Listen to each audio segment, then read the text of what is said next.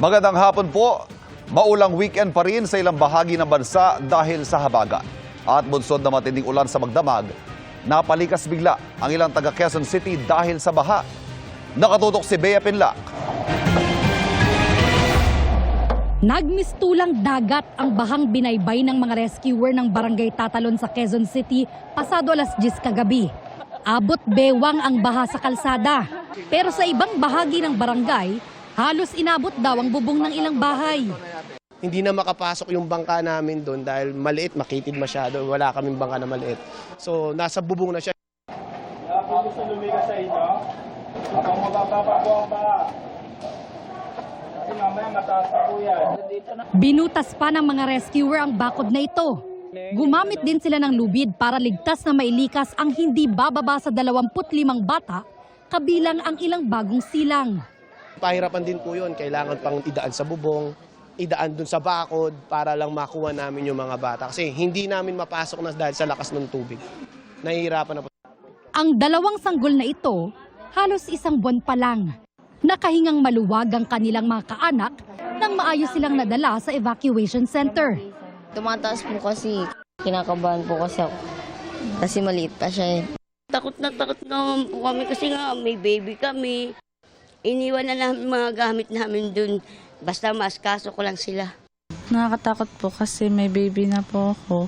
Baka po kasi matrap po kami sa bahay. Katulad nung dati pong mataas yung baha hanggang bubong po. Ayon sa barangay, isang rescuer ang nasugatan habang tumutulong sa paglikas ng mga tao. Dinala siya sa ospital. Natusok po eh, naanuan ata ng pako yung kaya namagal. Halos 100 pamilya o mahigit 300 residente ng Barangay Tatalon ang pansamantalang nanuluyan sa Diosdado Macapagal Elementary School kagabi. Pero may mga residente na piniling hindi lumikas para mabantayan ang mga binabaha nilang bahay. Yung iba nagstay sa bubong. Pinauna nila yung mga anak nila, mga asawa nila, tsaka yung mga baby nga po. Ayon sa barangay, matagal ng problema ang matinding baha sa Tatalon.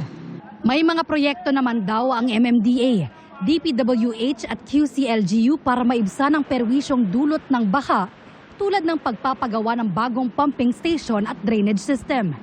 Para sa GMA Integrated News, Bea Pinlac, nakatutok 24 oras. Sa taas ng baha na nararanasan ngayon sa Biñan, Laguna, gumagamit na ng bangka at balsa ang ilang residente. Mula sa Biñan, nakatutok live si Jamie Santos. Jamie. Ivan, lubog pa rin sa baha ang isang lugar dito nga sa Barangay de la Paz, Biñan, Laguna. Nagbabangka na ang mga residente ng Barangay de la Paz sa Almeda Subdivision dahil sa taas ng baha sa kanilang lugar. Hanggang ngayong linggo, nakakaranas pa rin ang mahina hanggang sa malakas na pag-ulan dito nga sa Barangay de la Paz, Biñan, Laguna. Ang ilan nga sa mga residente rito nagtitiis pa rin sa hanggang tuhod at hanggang hitang baha. Ang ilan sa kanila sumasakay na sa mga balsa at bangka para hindi lumusong sa baha. May ilang residenteng nagbalsa para makapagsimba, pero ang ilan lumusong. Sobrang hirap po. Kasi po pag may ensayo po talaga grabe, napakahirap. Hanggang saan yung sinuong ng baha? Tuhod lang po. Laking perwisyo para sa mga residente. Lalo pag may trabaho ka, lusong muna pagpapasok. Laking perwisyo po kasi lalo na sa mga estudyante, kawawa sila. Kanina, tinulungan ng rescue team ng Barangay de la Paz ang pagdala ng isang kabaong sa balsa para maayos na mailibing. Mataas na kasi ang baha sa bahay ng pamilya ng namatay kaya di mapasok ng funeraria. Sinamantala naman ng ilan ang pagbaha para kumita. Po sa lugar natin sa Almeda, pagkabaha lang po. Kayong hatid-hatid po ng mga kapitbahay ganun. Magkano naman singil sila? Hindi, bahala na po sila. Pantulong din po sa amin. Nagdagdag gastusin sa pang-araw-araw na. Ayon sa pamunuan ng Barangay de la Paz, ikinagulat nila ang taas ng baha sa kanilang lugar ngayon. Kahit catch basin sila ng tubig mula sa Laguna de Bay at katabing ilog. Gantong lalim ng baha, ine-expect namin sometime in September or October. Pero ngayon po, July pa lang binigla po kami. Pero Ivan, sa tingin ng barangay, napapanahon na raw na magsagawa ng dredging dito nga sa Laguna de Bay dahil sa paglipas daw ng panahon, pataas ng pataas ang baha sa kanilang lugar. Ivan, sa mga oras na ito, tumila na yung ulang naranasan dito kanina pero pabugso-bugsong nakakaranas ng manakanakang mahina hanggang sa malakas na pag-ulan dito sa Biñan, Laguna. At yan ang latest. Balik sa iyo, Ivan. Maraming salamat, Jamie Santos. Muling sisilipin ng otoridad ang regulasyon sa pagtatanggal ng billboard tuwing masama ang panahon. Kasunod ng pagbagsak ng billboard kahapon sa Quezon City. Sa ngayon po kasi inaalis lang ang mga billboard tuwing may storm signal. Nakatutok si Nico Wahe. Matinding perwisyo ang idinulot ng pagbagsak ng billboard na ito sa C5 Katipunan southbound sa Quezon City kahapon ng umaga. Kwento ng mga nasa gusali sa lugar kahapon, kumidlat muna bago ito bumagsak. Nung pagidlat doon, baka tinamaan yung taas, yun, sabay bagsak. Yun, sunod-sunod na sir. Opo. Tapos tinamaan na yung van tsaka yung sa customer namin dito. Yung nasa labas sa kahapon yan, tambay, bigla na lang kumidlat saka malakas yung hangin. Kaya tinamaan niya sa taas. Ayun, nagbagsakan na. Ayun, tumakbo na ako kagad sa loob. Kabilang sa mga natamaan ang sasakyan ng customer ng barbershop na nooy nagpapagupit. Wasak din ang truck sa katabing tindahan. Ito yung mismong truck na nadaganan ng billboard sa C5 Katipunan kahapon. At sa itsura nito, kung may tao sa loob, ay tiyak hindi makakaligtas. Mabuti na lang, ayon sa driver, ay nandoon siya sa likod ng truck na naghahakot ng kanilang mga di-deliver. Gusto ako doon, halos napaluwa-luwa ako, tumayo lahat balahibo ko. Siyempre, kala ko, oras ko na kasi. Nandun ako sa loob ng truck, sa likod. Kanina, dumating para maghakot at mag-ayos sa tumaob na billboard ang ilang tauhan ng may-ari nito. Sinusubukan pa namin kunin ang pahayag ng may-ari ng billboard na ayon sa isa sa mga may-ari ng sasakyan na nadamay ay nagsabing sasagutin din daw ang lahat ng mga nasira. Nag-uusap pa raw sila at ang mga may-ari ng nadamay na sasakyan. Na-clear na kahapon ang tumaob na poste ng Meralco at inaayos na nila ngayon ang mga kawad. Kanina umaga lang din bumalik ang supply ng kuryente. Ayon sa Quezon City Disaster Risk Reduction and Management Office, usually, pag merong bagyo na ganyan, dapat niro-roll up na nila yung billboard. Kung nakita mo yung steel frame, yung bumagsak, parang hindi naka-roll up yung billboard. Ayon sa Office of Civil Defense, posibleng hindi pa itinupi ang billboard na ito dahil wala namang cyclone warning signal sa Metro Manila at habagat ang nagpaulan. Meron na tayong policy na pag may storm signal, kailangan kasama yan sa mga dapat ayusin or tatanggalin. Pareho din ang ordinansa ng Quezon City LGU kaugnay sa mga tarpaulin kapag masama ang panahon. Rerepasuhin daw ng LGU ang ordinansa. Aayusin din ng Office of Civil Defense ang protocol kung kailan dapat magbaba ng billboard kung walang storm signal. Para sa GMA Integrated News, Nico Wahe, nakatutok 24 oras. Nananatiling banta sa norte ang mga pagguho bunsod ng patuloy na pag-uulan gaya sa nahulikam na pagbagsak ng malaking bato sa Baguio City kung saan may isa pa palang boulder na dumausdos. Mula sa Baguio City nakatutok live si Jasmine Gabriel Galvan ng GMA Regional TV. Jasmine. Ivan, tuloy-tuloy pa rin ang clearing operation na isinasagawa ng DPWH, ganun din ang iba't ibang LGU sa mga lugar na nakapagtala ng landslide. Sa CCTV footage na ito kahapon, kitang-kita ang pagbagsak ng boulder o malaking bato. Nadagan na ng isang asong lumabas mula sa kulungan bago gumulong ang bato sa nakaparadang sasakyan na nagmistulang pinitpit na lata. Nangyari yan sa property ni Connie Potenciano sa Camp 7 Cannon Road, Baguio City. Buti ka mo, umalis na yung CSWD at saka mga pulis. Sila lang natira dyan. Na apat? Oo. Tapos ma'am? Yun. Umano yung bato na yan. Nagsitalunan sila parang yung may arthritis nakatakbo. Ibig na iika-ika, nakatalon pa. Ligtas ang kanilang aso sa video na nadaganan ng bato. Pero may isa pa silang aso na siya nabagsakan ng boulder at nasawi.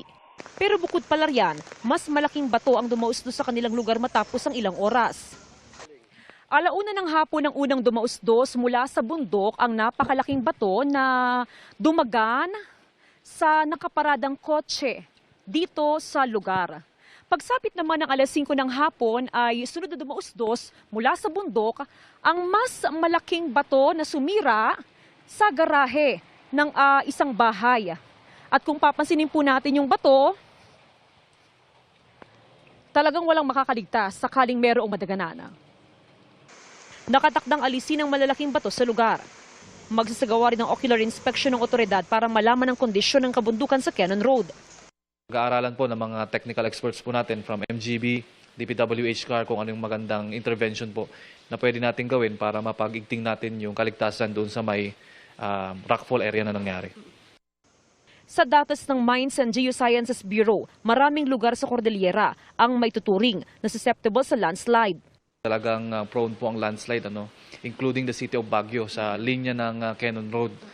Ngayon po, naglabas na rin po tayo ng guidance dyan. Pag-ibayuhin yung alertness, pagiging alerto sa mga lugar dito sa Cannon Road at yung mga residente po natin ay doble pag-iingat. Maging isang bahagi ng Longlong Tamawan Road sa Baguio City na balahaw ng rockslide. Nagka-landslide din sa iba pang lugar sa Cordillera gaya sa Benguet, Apayao, Abra at Mountain Province. Sa ngayon, sarado pa sa mga motorista ang Cannon Road at tuloy-tuloy ang clearing operation. Patuloy na pinag-iingat ang mga motorista lalo't may banta pa rin ng mga pagguho. Ivan, maghapon pa rin ang naranasang pag-uulan dito sa Baguio City. Samantala, inabisuhan ng otoridad ang mga motorista na dito na lang duman sa Marcos Highway. At ayon naman sa monitoring ng Office of the Civil Defense, nakauwi na sa kanilang mga bahay ang mga residenteng inilikas noong Biyernes. Ivan? Ingat at maraming salamat, Jasmine Gabriel Galban ng GMA Regional TV. Samantala, negosasyon sa taripa at alyansang pangseguridad ang pangunahing agenda ng pagbisita ni Pangulong Bongbong Marcos sa Amerika ngayong July 20 hanggang 22. Ito po ang unang official visit ng Pangulo sa ilalim ng administrasyon ni US President Donald Trump. Nakatutok si Darlene Kai. Pasado alas 10 kaninang umaga, lumipad pa Washington DC sa Amerika si Pangulong Bongbong Marcos. Makikipagpulong siya kay US President Donald Trump sa imbitasyon nito. Inaasahang tatalakay ng 20% tariff na ipinataw ng Amerika sa mga produkto galing Pilipinas sa August 1. Mas mataas ito sa naunang anunsyo na 17% tariff.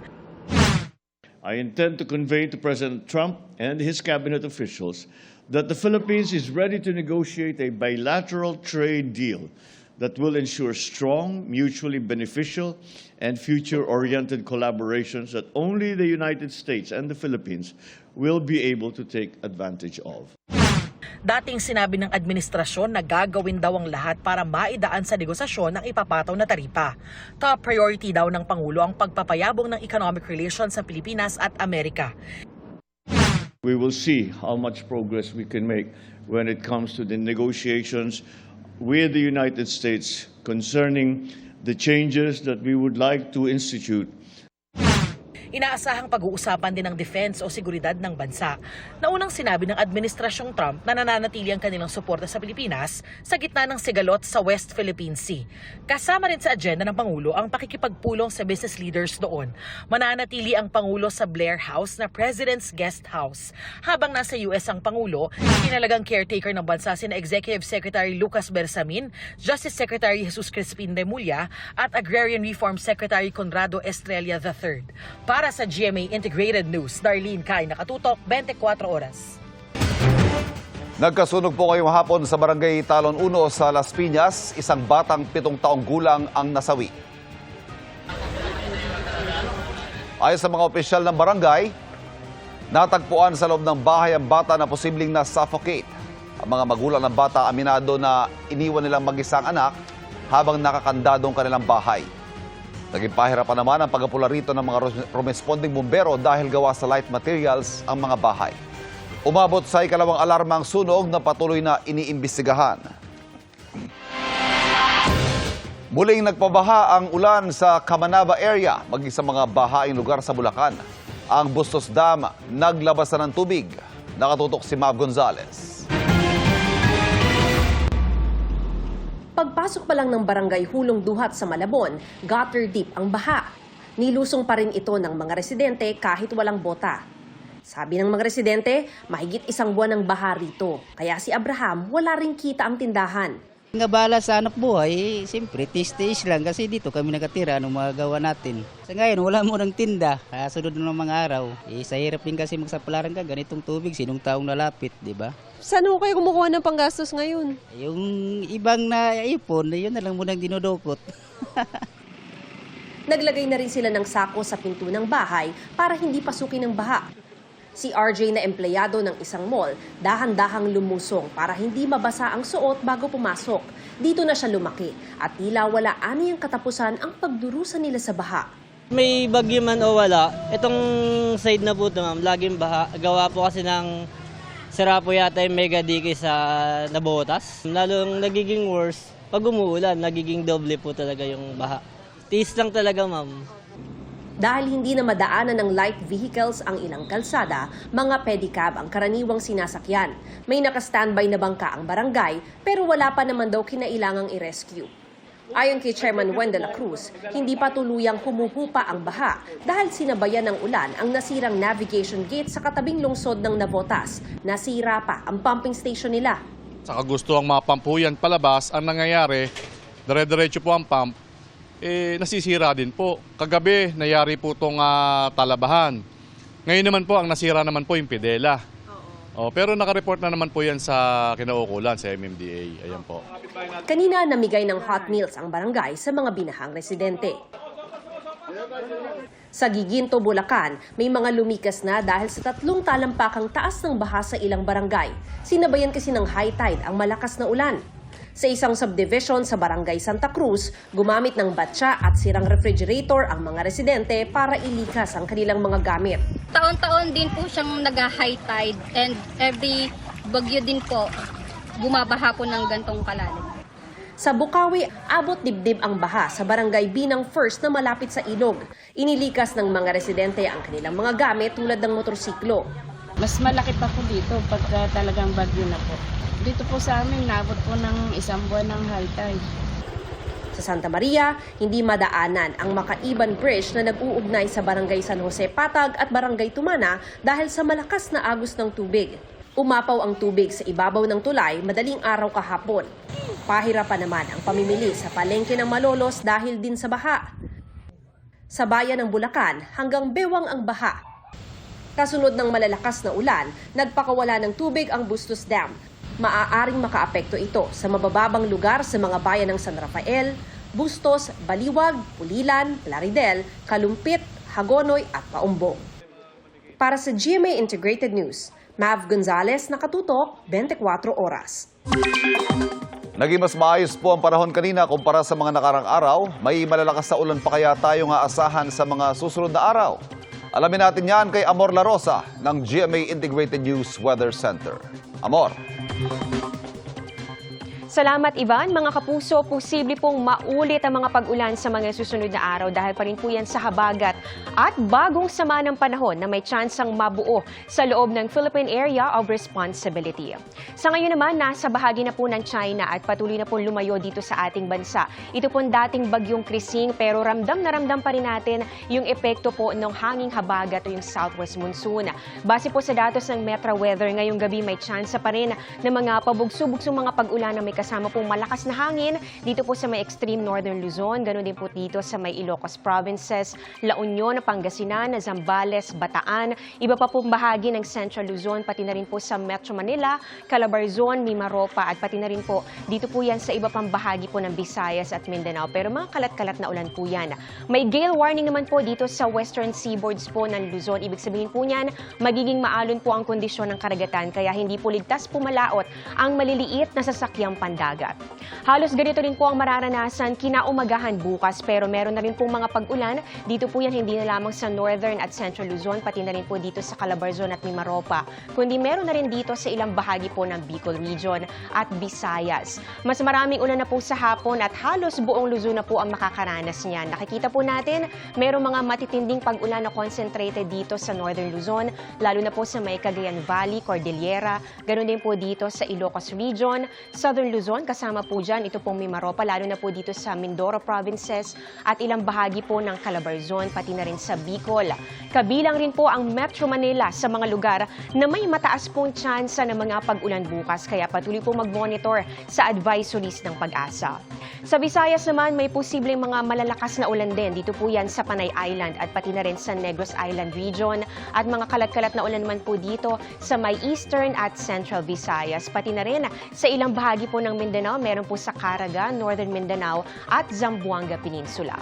Samantala, ayon po sa Pag-asa, may bagong cloud cluster o kumpol po ng mga ulap. Ito po yan, yung mga makakapal na ulap dito po sa may silangang bahagi po ng ating bansa, partikular na sa may silangan po ng Luzon. May chance po yung maging low pressure area at posible rin na ma-develop bilang bagong bagyo. Maaari po yan sa Martes o di kaya naman sa Miyerkules. At kung matuloy po ito, papangalanan po ito na Bagyong Dante na posibleng palakasin at hatakin din po yung hanging habagat. Kaya paghandaan po yung maulang linggo.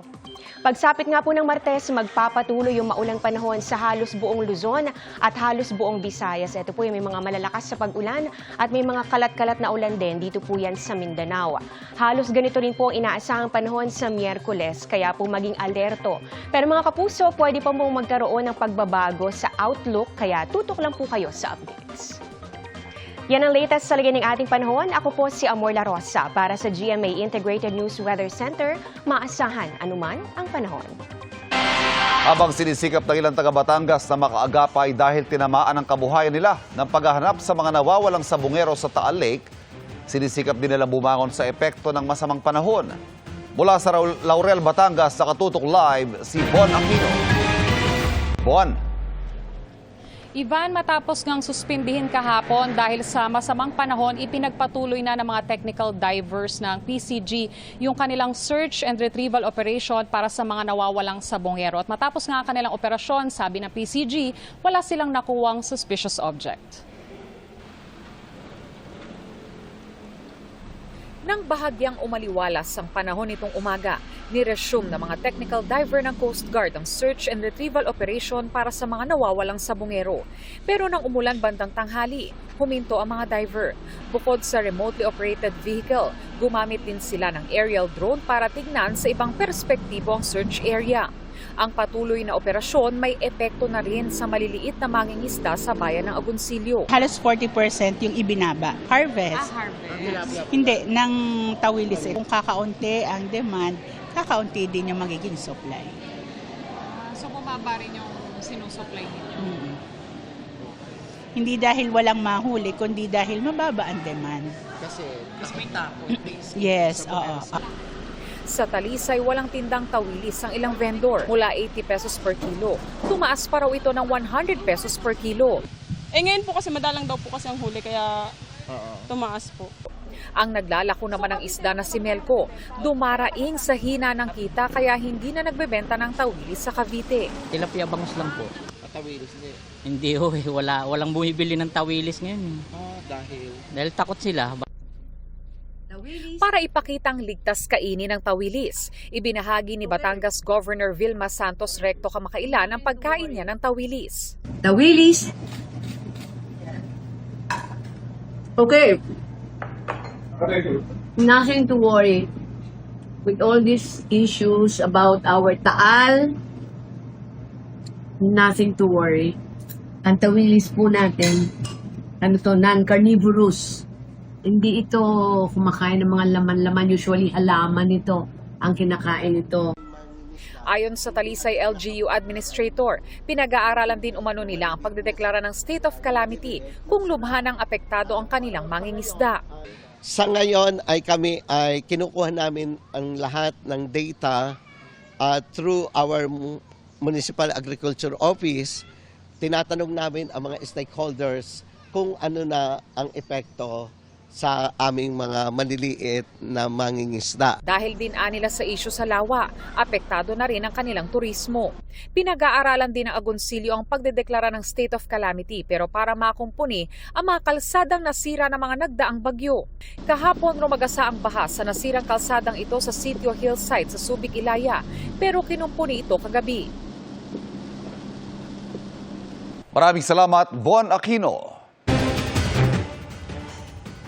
Nauwi sa pananaksak ang pagtatalo ng dalawang grupo ng mga menor de edad na dumalo sa misa sa kanilang universidad sa Tuguegarao City sa Cagayan. Sa paunang investigasyon matapos ang misa, muling nagkainitan sa labas ang dalawang grupo. Doon na umano nasaksak ng lalaking 13 anyos, ang mga biktima na 14 at 17 anyos. Sinubukan tumakas pero naharang ng mga security personnel ang nanaksak at iba pa niyang kasama. Dinala sa ospital ang mga biktima habang nasa kustodiya na ng DSWD ang nanaksak at isa pa niyang kasamang kapwa menor de edad. Tumanggi magbigay ng pahayag ang mga magulang ng mga sangkot na kabataan. Mahigit 50,000 tanim na marijuana sa Tinglayan, Kalinga ang binunot at sinunog ng PNP Drug Enforcement Group at Philippine Drug Enforcement Agency. Ayon sa mga otoridad, tinatayang nasa 10 milyong pisong halaga ng mga sinirang marijuana plant. Umabot na sa 3 ang bineberipikang ulat ng mga nasawi sa pinagsamang hagupit ng Bagyong Krising at Habagat. Sa ilang lugar, baha pa rin ang mga kalsada habang may ilang bahay naman ang tinangay ng tubig. Nakatutok si JP Soriano.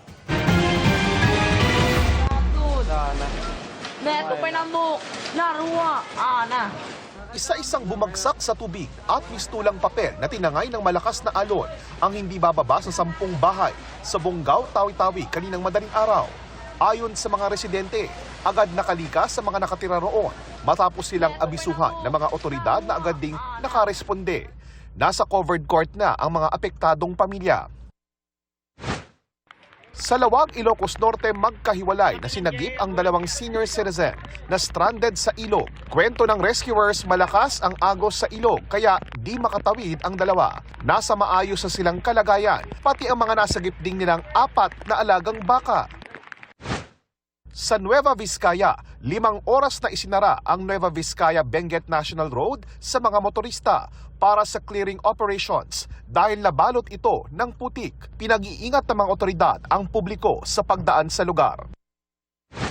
Sa Santa Cruz, Laguna, mistulang dagat na ang National Highway sa taas ng tubig. Diyan alintana ng ilang motorista na sinuong pa rin ang baha. Ganyan din ang sitwasyon sa Taft Avenue sa Maynila kagabi. Stranded ang ilang commuter. Napaatras pa ang ilang motorista dahil sa taas ng tubig. Abot binti naman ang baha sa bahagi ng Pedro Hill. Bumaha rin sa Espanya Boulevard, kaya may mga sasakyang huminto muna sa gilid. Sa Barangay Rojas District, Quezon City, gumamit na ng mga inflatable na bangka ang otoridad para mailikas ang mga residente. Sa tala ng National Disaster Risk Reduction and Management Council, 3 ang naiulat na nasawi sa pinagsamang hagupit ng Bagyong Krising at Habagat. 3 ang sugatan at 3 ang nawawala. Patuloy pa rin binavalidate ang mga datos na ito. Para sa GMA Integrated News, JP Soriano, nakatutok 24 oras.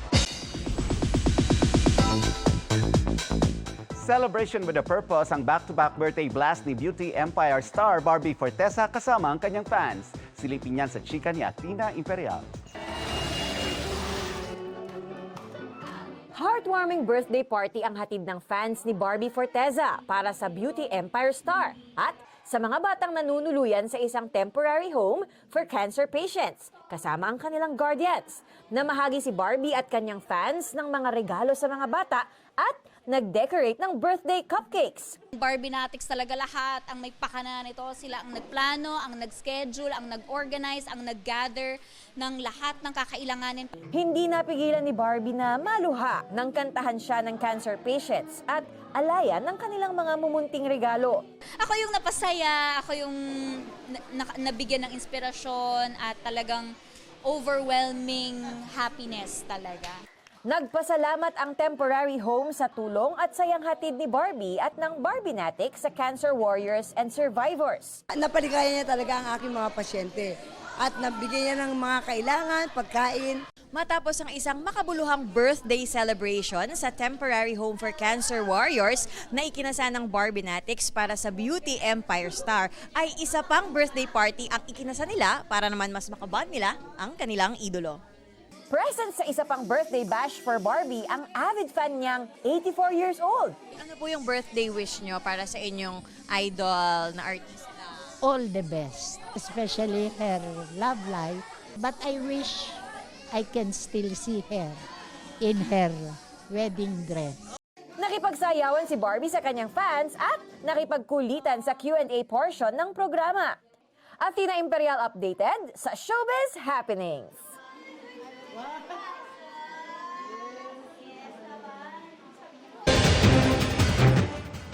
Dahil sa masamang panahon ay may mga naitalang disgrasya sa probinsya at gayon din sa Maynila.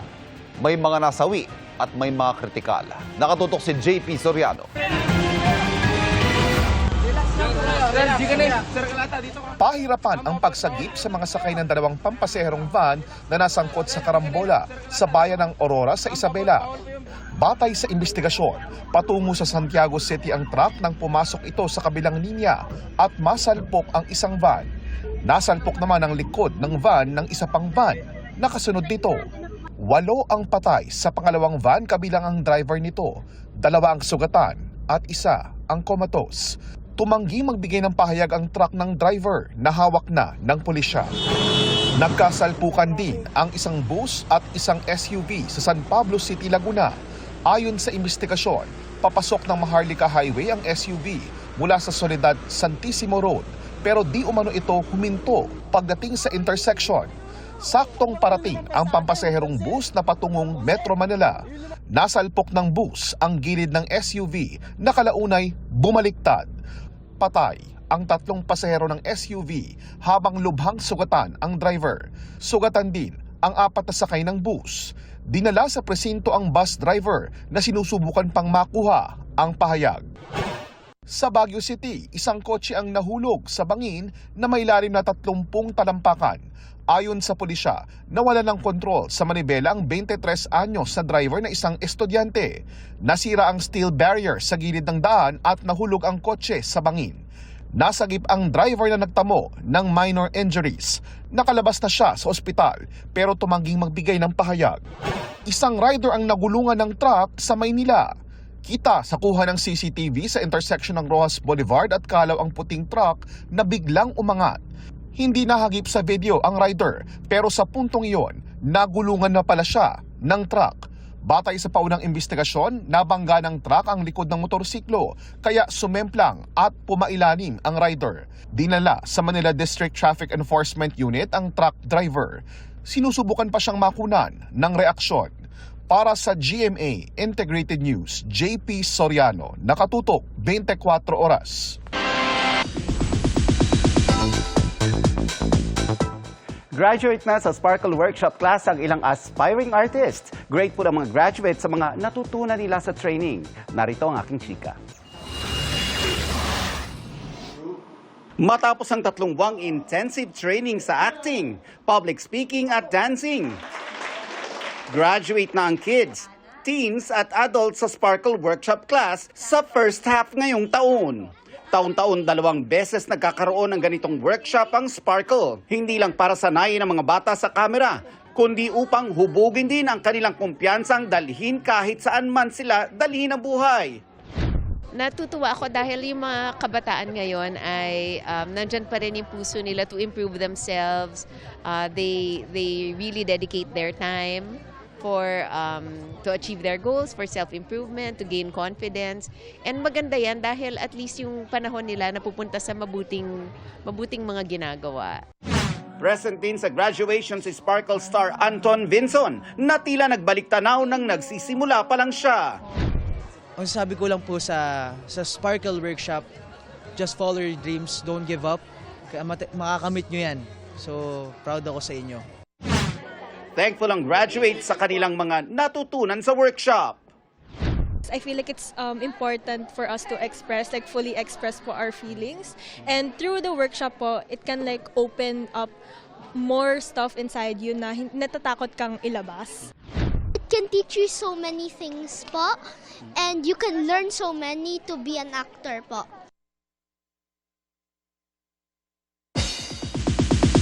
Hindi lang nabisita ng mga Encantadix ang mundo ng Encantadia sa Sangre Experience. Nakasama at nakita rin nila ang lead cast. Yan ang chika ni Athena Imperial. Alright, say Abisama! Asnamon Voyanazar, tila bumukas ang lagusan sa pagitan ng Encantadia at mundo ng mga tao. Buong puwersang sinalubong ng Encantadix ang pagdating ng mga taga-Encantadia. Hindi magkamayaw ang fans nang makita nila ng personal ang buong cast ng Encantadia Chronicles Sangre. Kumpleto ang bagong henerasyon ng mga Sangre na ginagampanan ni Bianca Umali, Faith Da Silva, Kelvin Miranda at Angel Garden. Ilang linggo pa lamang po umiere ang Encantadia Chronicle Sangre. Ay ganito na po ang pagtanggap sa amin.